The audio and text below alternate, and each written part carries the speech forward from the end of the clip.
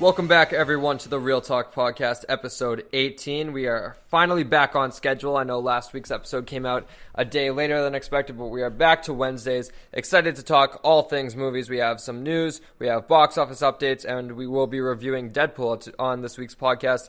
Kind of a random movie. I know we followed the whole Star Wars mantra as we led up to The Last Jedi.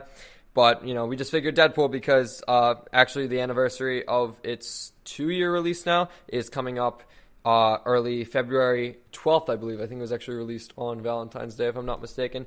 Without further ado, though, I am not alone on today's podcast. Joining me, as always, is my co-host, Mike Gillis. Mike, what is going on? What's up, guys? Happy to be back, actually here instead of over Skype. It's yeah. Hopefully I sound a little bit better, not having to connect our mics through Skype. The audio should be perfect on this week's episode. All right, we ready to start with some box office? Yeah. Perfect. All right. So coming in for the past weekend's box office, we're going to round out with the top 5. Coming in at number 1 is Jumanji, Welcome to the Jungle, taking over the number 1 spot, making $35.17 million with only a 5.5% drop from its previous weekend. Coming in at number 2 is The Post, making $23.05 million, skyrocketing in its percentage. It came in at 1,257% increase. That's because it was a wide release this week as opposed to its limited release when it first came out. The Greatest Showman, making $16.17 million, increasing 17.5%, which is very interesting because most blockbuster movies always decrease, even if it is so minimal, as we saw with Jumanji at the number 1 spot. Coming in at number 4 is The Commuter, making $15.79 million in its opening weekend. And rounding out the top 5 is Paddington 2, making $15 million as well in its opening weekend. Mike, looking at the top 5, what stands out? Star Wars has fallen. Star Wars is not in the top 5.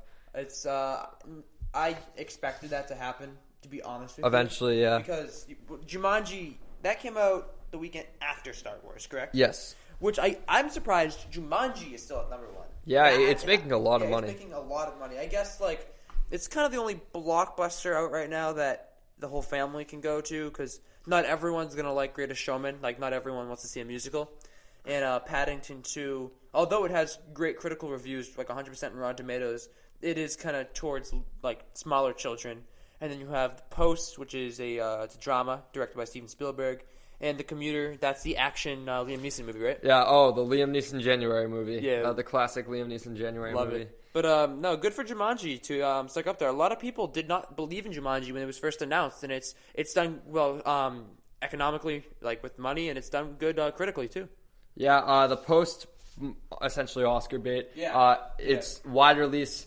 It did the classic, all right, we're going to have a limited release in 2017 so we can qualify for the 2017 Oscars, and then widen the release in January. Just looking at the top 5, like you said with Star Wars, I just found it very interesting, but kind of expected. It not even close is going to touch what The Force Awakens made. They're two very different movies, though, both in the physical sense of what they are for tone-wise, but also just one movie coming off the heels of hasn't been a Star Wars movie in so long. A lot of nostalgia. This one is more, we will see a bit of fatigue. Not saying people are tired of Star Wars, but just kind of saying, people aren't as rushing out to the theaters to see this one. Before, I do believe that the people saying this movie sucked is a reason why it did not. Yeah, I do think for sure. Word of mouth, even just saying, maybe not saying it sucked, but saying you can hold out on this one. You can wait to watch it on TV, because a lot of people, don't go to the movies anymore just because of the convenience of stuff like Netflix and other streaming services. You can't get everything on Netflix, though. Yeah, that's true. But also, The Greatest Showman has made a jump. Yeah, which is we don't see this at all, ever. Yeah. In making a jump of any percentage, because just usually most people, you're not going to see an increase in viewership for a movie when it's already at its wide release. So very awesome for The Greatest Showman, because I know it was kind of staggering. I believe its opening weekend, it didn't make a ton of money, and I think you might have scoffed at that because you didn't think it was going to make a ton, if I'm not mistaken. Yeah, looking at it, I know a lot of people love it. I haven't seen it yet, so I can't have a critical opinion on it yet. Yeah, I really want to see it, though. Yeah, same. I've heard amazing things about it. But yeah, The Greatest Showman worldwide is just under 200 million, and its opening weekend, it's made 19 million. No, 14 million. My apologies. So yeah, it's stayed pretty stacked. Like it's going up. Yeah, it's very interesting to see a movie that came out like, when did this come out? Like early late December. Yeah, and it's doing strong. Yeah, so great for The Greatest Showman. Star Wars being out of the top 5 is pretty notable, but other than that, the box office is going to be probably the same for the rest of January. As we know, January tends to be the dumping ground for movies. Yeah. I know Maze Runner is actually coming out soon. I know Maze Runner. But at the same time, it's going to make 22 million opening weekend. Not a ton, but enough to enter the top 5. 50 Shades of Grey. Sequel comes out in February, right? So it's coming up. That's most likely going to take number one. That'll take number one in February, but it's not going to make as much as the other ones. No. Just because people realize that they actually are bad. They're bad movies. They realize this time around. Yeah, the top 5, nothing really surprising. Any final thoughts? No. It's January, so nothing's going to get really interesting until late February. Yeah. That's when stuff starts rolling out. Once March comes around and we get more of the blockbuster movies, more into the summer movie season in May, that's when we'll start to see really big splashes in the box office. All right, moving on to our first news topic of the day. Kind of a low-key topic because not many people know this actor, or if I can even call him an actor because he's a boxer. But Florian Mutinu, I hope I said that right, is cast as Ivan Drago's son for the Creed sequel.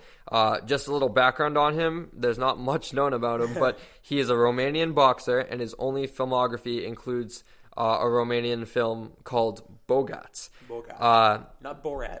Bogats. Yeah, I think they're completely different. I didn't read up on it, but it looked like a serious action thriller type movie. Thoughts on Florian being cast as Ivan Drago's son? Well, I love Rocky 4, correct? Is that where Ivan Drago was originally in? I believe so. So yeah. But it's not a classic, but I like how they're continuing with these characters. Yeah, I like the idea that they're bringing back. I believe Lundgren is returning as Ivan Drago. Nice. And to revitalize that character and introduce his son, I think that's a very interesting choice. No, I still haven't seen Creed, but I know Creed's how fantastic. good it is. I've seen most of the Rocky films though, and I'm excited. I definitely will see Creed before this comes out. Yeah, I'll try my hardest. Creed was one of my favorite movies of 2016. 2015. I remember because it was released with same time frame as The Force Awakens, and a lot of people were just like, oh, it's very interesting because this is the 7th installment, and it was the 7th installment for Star Wars at the big screen. But I really loved Creed. I thought it was Michael B. Jordan's breakout role, which really established him. If he wasn't before, he was probably hovering around a B-list. I think Michael Jordan absolutely is an A-list actor now. It also introduced us to those who didn't know why his name is escaping me now, but the guy who's directing Black Panther. He also directed Fruitvale Station. Very big name director. Damn it, I'm forgetting his name. Oh, it's going to drive me crazy. I have to look it up. But Michael B. Jordan, obviously. Ryan Coogler, that's who it was. Ryan Coogler and Michael B. Jordan pairing was introduced in the first Creed movie.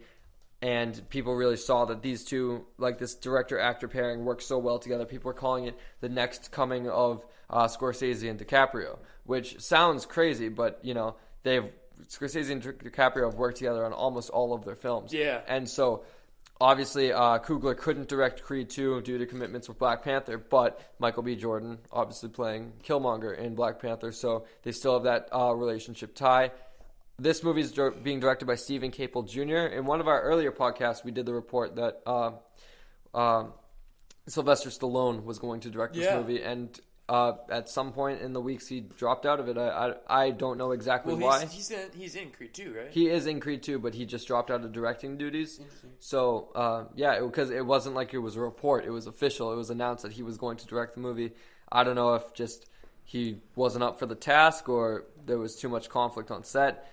Remains to be seen, but I don't think there's tension between anyone. It seems like it's a very well-oiled machine with that movie. And so, nothing really to say about Florian being cast as Drago's son because I don't know a ton about him. But if this is any indication because of his, background, I would say Drago's son is not going to have a main acting or speaking role. He's going to be there to fight.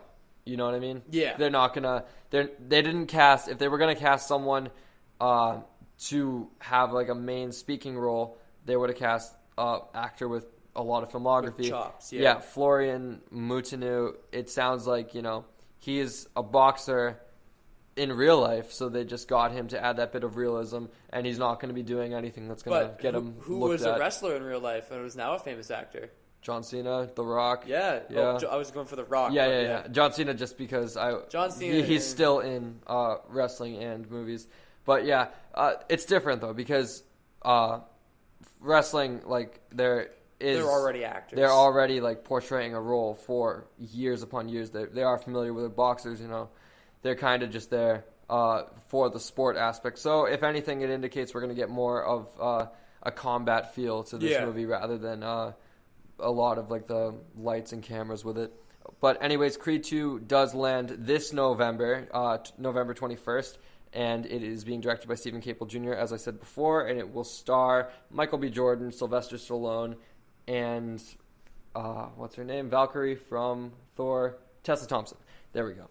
All right, moving on to our next news topic, probably our biggest news topic of the past week. It was announced about 5 or 6 days ago, I believe. Yeah. But Leonardo DiCaprio is officially cast in Tarantino's Manson murder flick. Yay. This is DiCaprio's first role since winning Best Actor for his 2015 performance in The Revenant. The movie, while shrouded in secrecy, it's set in 1969 and heavily rumored and basically all but confirmed to involve the Charles Manson family murders. And Tarantino has told media outlets that it is not a biopic. It's an ensemble film set during this time period. It's the first motion picture that Tarantino is releasing without the Weinstein Company for obvious reasons. Also eyed to star in this movie, heavily rumored, just another all but confirmed, is Margot Robbie. Eyed for other roles are Tom Cruise and Al Pacino. Didn't Brad Pitt also? Brad Pitt also, yes. He's somehow, I don't know why he's stepped out of the main running, maybe just loss of interest, or maybe just it's confirmed they just haven't announced it yet, and that's why there's not a lot of news around it. But Margot Robbie is one of the cast members that's all but confirmed. It just needs to sign. She's really getting work nowadays. Yeah, she's a great actress. All that she needs to do is sign on the dotted line, really. Tom Cruise, it'll be interesting because he is one of the few bona fide movie stars in the business today, and so he is. I don't know how he feels a ton about like sharing the spotlight idea. I feel like Tom Cruise. I could see him, but just a lot of his past films, Jack Reacher, The Mummy, Mission Impossible, they're all centered around him. He's not like Will Smith, where he needs to be like the number one guy. I think Tom Cruise would. Also related to Tarantino, Will Smith is supposed to play Django in Django Unchained, and he stepped out because he figured he didn't want to share screen time with Christoph Waltz. And, DiCaprio, especially, because he felt DiCaprio was the lead. But after seeing Django, that's not the case at all. No. Like, Django is absolutely the main character. I could not see Will Smith playing Django. Yeah, just after Jamie Foxx's performance, he was amazing. Foxx is awesome. But back to this story about the Tarantino's next movie. Currently untitled. It's slated for an August 9th, 2019 release. Which is actually the anniversary of the Sharon Tate murders. Right, it's kind of eerie, yeah. But it's interesting because, we're currently in January of 2018. We have almost 2 years until this is released. So it shows that he's really being careful in his planning. Which Quentin Tarantino always is. Yeah, he's for sure. Great with this. But remember how Django and Hateful Eight came out really quickly next to each other? Yeah, they did. Yeah, he's taking a break now. Yeah, which makes sense because from what this is stacking up to be, I'm not as big of a Tarantino fan as you are, but from what I'm reading, this could be his best movie one of yet. his biggest films. Yes. And while a lot of people just say, "Oh, you can't just say that because the cast," yes, you can. Yes, you can. Because an idea of having a movie with, if everything goes to plan, with DiCaprio, Tom Cruise, Al Pacino,